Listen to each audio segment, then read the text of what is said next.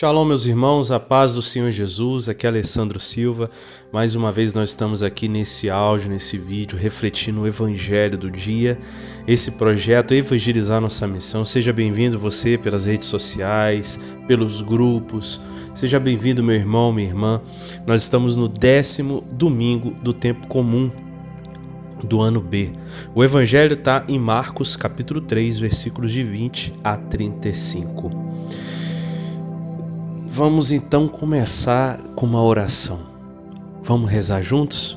Em nome do Pai, do Filho e do Espírito Santo. Amém. Obrigado, Jesus.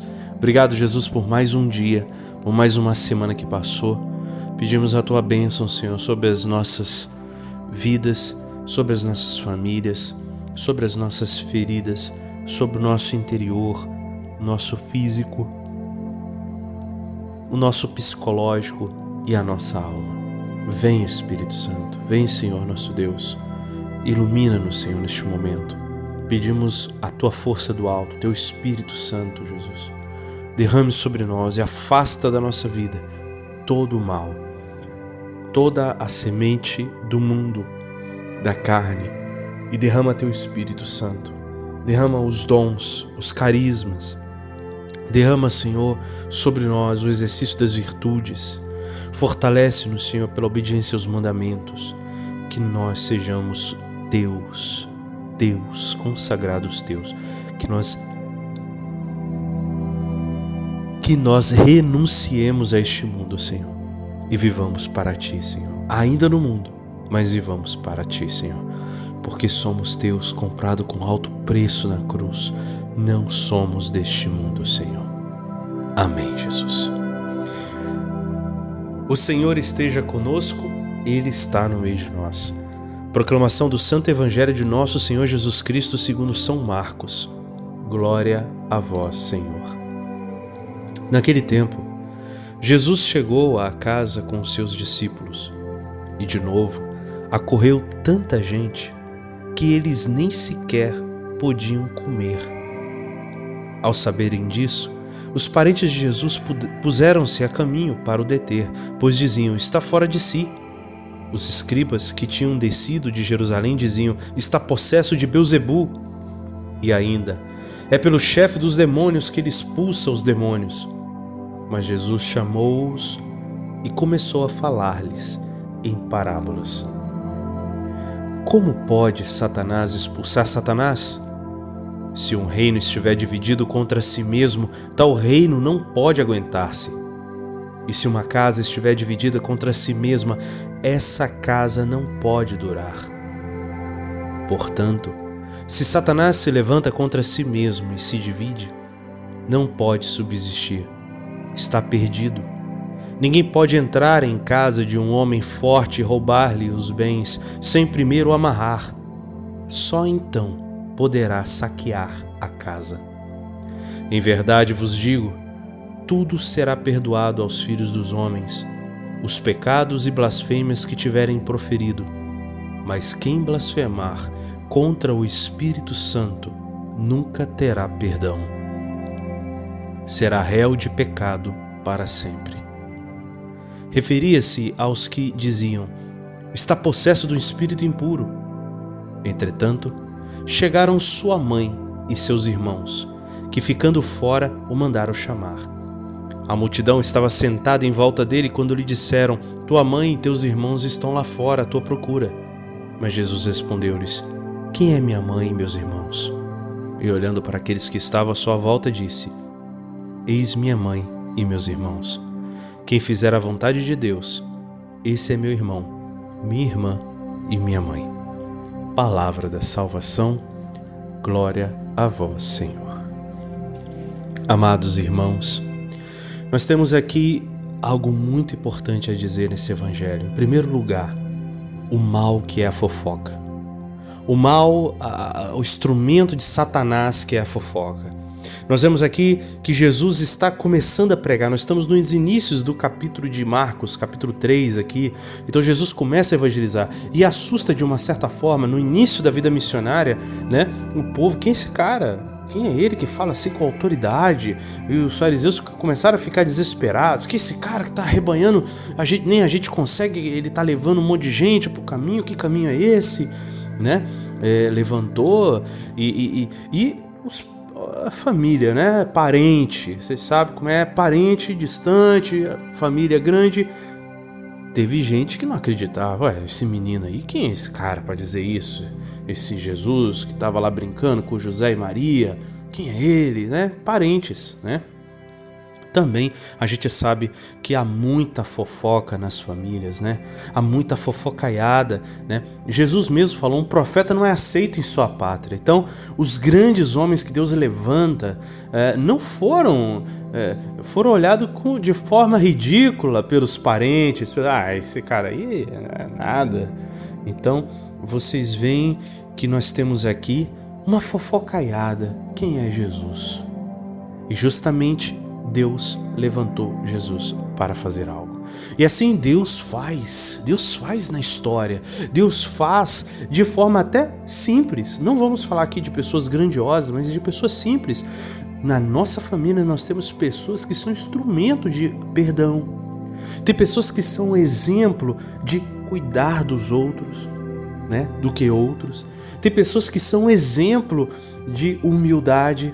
E às vezes são ridicularizadas. Fulano é bobo demais, fulano atura isso. O outro ciclano fica cuidando de que nem deu valor pra ele. E aquela fofocaiada, meus irmãos. Isso é a coisa mais nojenta e torpe da nossa cultura brasileira. Essa mania de desmerecer as pessoas.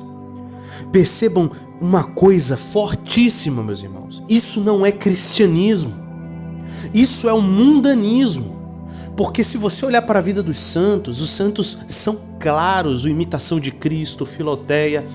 Nós temos que exaltar as qualidades dos nossos irmãos e esconder os defeitos.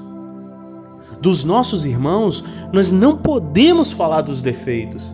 Nós temos que rezar por eles, pela conversão deles. Nós temos que exaltar as qualidades.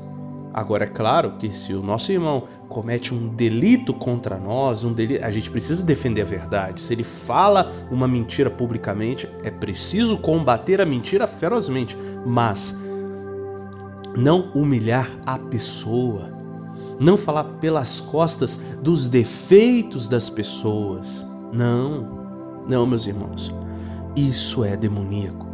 E nós temos, infelizmente, esse antro cultural dentro até das nossas comunidades eclesiais, a fofocaiada, uma invejaiada, um disse-me-disse. Isso é terrível para o cristianismo, porque isso afasta as pessoas.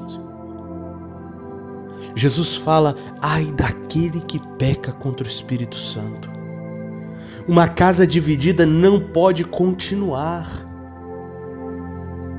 Nós temos que pôr a mão na consciência e reconhecer o nosso pecado, reconhecer a nossa mesquinhez, pararmos de sermos hipócritas e achar, não, eu sou bom, eu sou da cocada, eu sou bom. Não, eu sou mau, eu sou pecador, eu sou ingrato, eu sou fofoqueiro, eu sou maledicente. Eu me arrependo, Jesus. Essa é a atitude primeira do cristão, aonde eu errei, e cavuca dentro de si as causas dos erros e pede perdão. Porque aquele que consegue enxergar os seus males, ele é mais paciente com os males dos outros.